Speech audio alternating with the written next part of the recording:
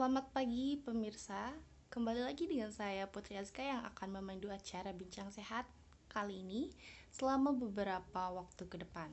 Di sini saya tidak sendiri, saya ditemani oleh rekan-rekan saya, di mana ada Ibu Dokter Yasmin, lalu ada juga Ibu Ahli Gizi yaitu Ibu Rosa.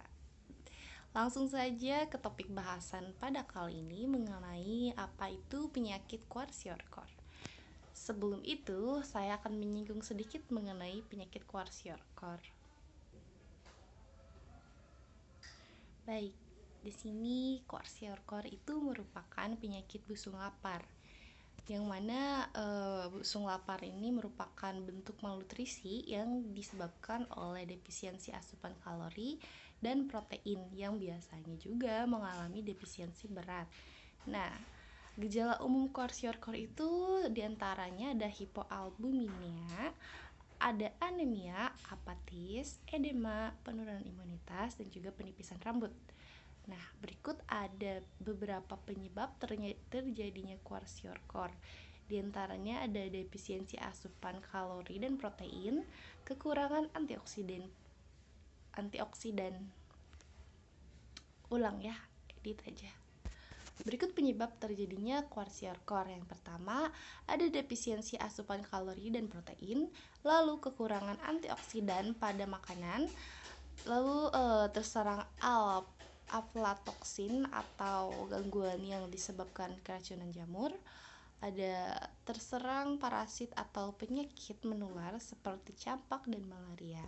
Lalu yang terakhir ada tekanan hidup yang signifikan seperti kelaparan, bencana alam, hingga perang. Nah, sekarang kita sudah tahu sedikit mengenai apa sih itu penyakit kwashiorkor. Nah, untuk selanjutnya mungkin dari Dokter Yasmin ada tambahan. Saya persilakan untuk menyampaikan beberapa poin mengenai apa sih itu penyakit kwashiorkor. Kepada Dokter Yasmin, saya persilakan.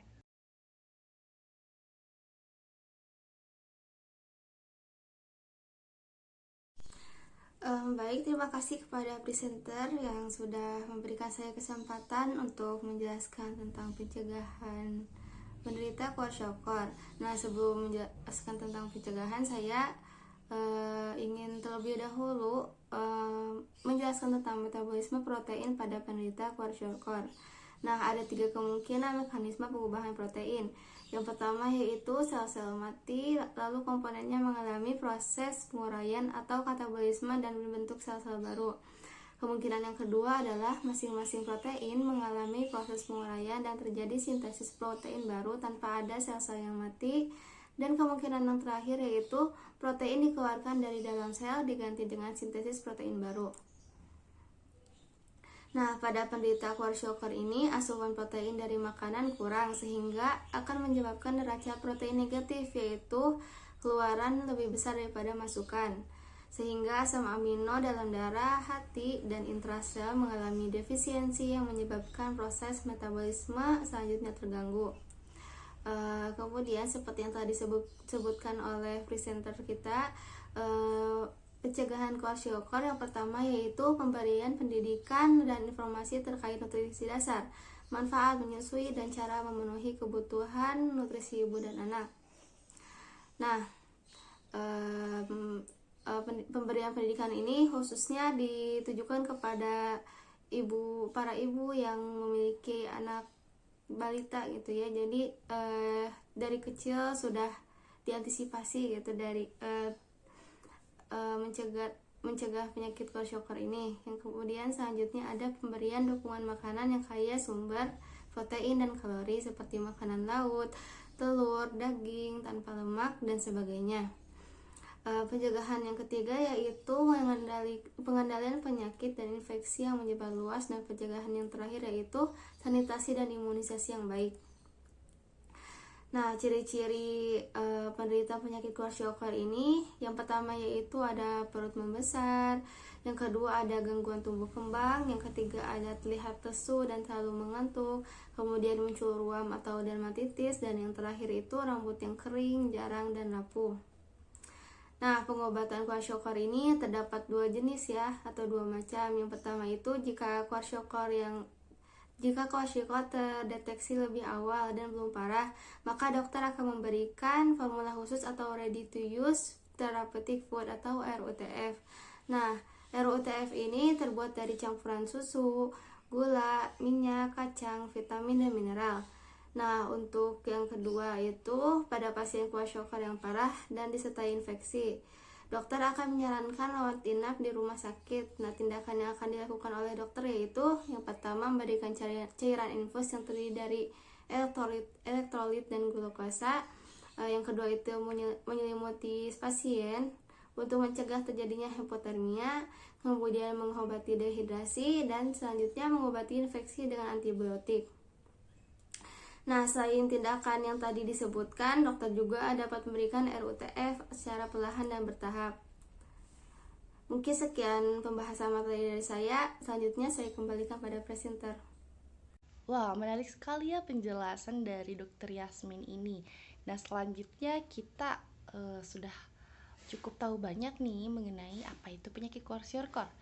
Lalu sekarang kita masuk ke apa sih menu diet yang cocok untuk penyakit kwashiorkor.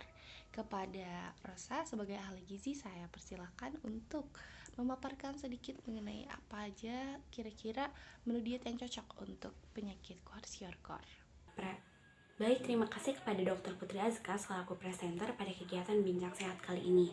Bersama saya kita bahas tata laksana, lalu diet untuk penderita kwashiorkor serta menu diet. Untuk tata laksana kwashiorkor, yaitu kebanyakan anak dengan kondisi busung lapar jenis kwashiorkor ini bisa sembuh total apabila mereka dirawat lebih awal. Lalu pengobatan dilakukan dengan pemberian kalori dan protein ekstra ke dalam makanan. Adapun 10 prinsip utama yang digunakan secara global berdasarkan buku pelayanan kesehatan. Pertama yaitu mencegah dan mengobati hipoglikemia atau penurunan gula darah.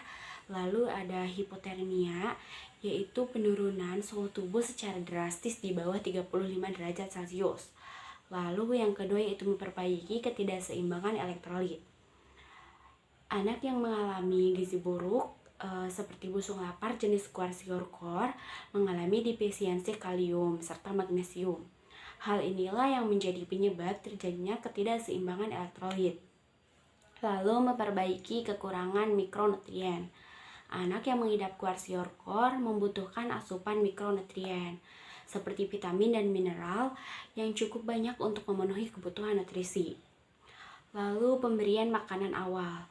Nah, pada fase pemberian makanan awal harus diberikan secara hati-hati karena fisiologis anak masih tergolong rentan. Berikut perawatannya. Nah, makan dalam jumlah sedikit akan tetapi sering dilakukan dengan makanan rendah laktosa. Lalu berikan secara oral atau NGT.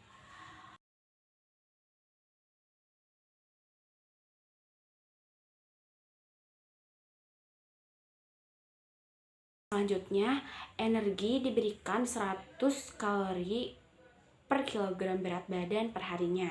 Untuk protein 1-5,5 gram per kilogram berat badan per harinya. Dan untuk cairan 130 ml per kilogram berat badan per harinya. Apabila ada edema berat, berikan 100 ml per kilogram berat badan per harinya. Lalu penuhi jumlah F-75 sesuai ketentuan, yaitu salah satu intervensi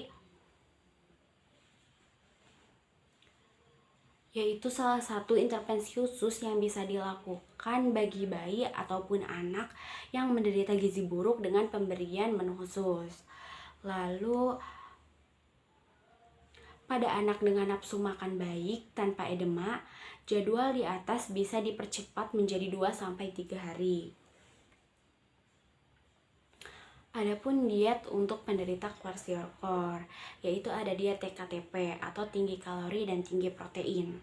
Nah, diet tinggi kalori dan tinggi protein ini merupakan diet yang mengandung energi dan protein di atas kebutuhan normal. Diet diberikan dalam bentuk makanan biasa ditambah bahan makanan sumber protein tinggi seperti susu, telur, ataupun daging. Diet TKTP ini juga perlu dibarengi dengan olahraga yang cukup. dan istirahat yang cukup. Misalnya tidur kurang lebih 8 jam untuk orang dewasa serta 10-12 jam untuk anak-anak.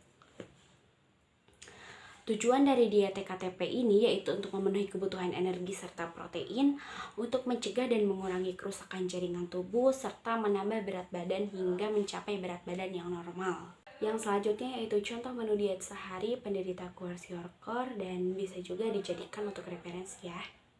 Tak terasa acara Bincang Sehat kali ini sudah menyampai pada sesi akhir atau penutupan. Di sini saya selaku presenter acara Bincang Sehat kali ini pamit undur diri. Mohon maaf apabila banyak kesalahan. Sampai ketemu di acara Bincang Sehat minggu depan. See you.